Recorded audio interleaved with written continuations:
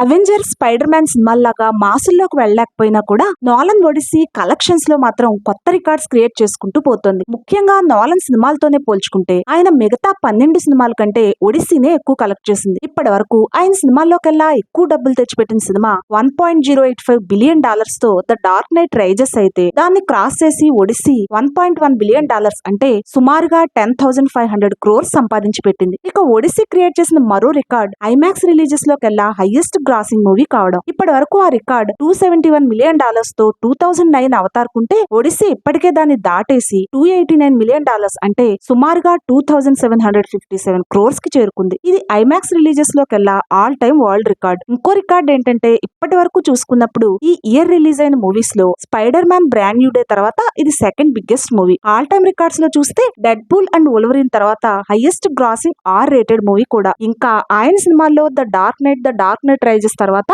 $1 billion cross చేసిన మూడో సినిమాగా, మూవీ హిస్టరీలోనే 1 బిలియన్ క్రాస్ చేసిన 65th మూవీగా ఇది మరిన్ని రికార్డ్స్ క్రియేట్ చేసింది. ఇంకా జపాన్, చైనాలో రిలీజ్ మిగిలి ఉండగానే ఈ స్థాయిలో సంపాదిస్తుంటే, మొత్తం థియేటర్ రన్ పూర్తయ్యేసరికి ఇంకెన్ని మైల్ స్టోన్స్ దాటేస్తుందో చూడాలి. ఓ పక్క ఇన్ని అప్రిసియేషన్స్ వస్తుంటే, నోలనే స్వయంగా తన సినిమాకి ఇన్స్పిరేషన్ అని చెప్పిన Odyssey book translator Emily Wilson ఎందుకు ఒడిస్సీ సినిమాని తిట్టిపోసిందో మరో వీడియోలో చెప్తాను.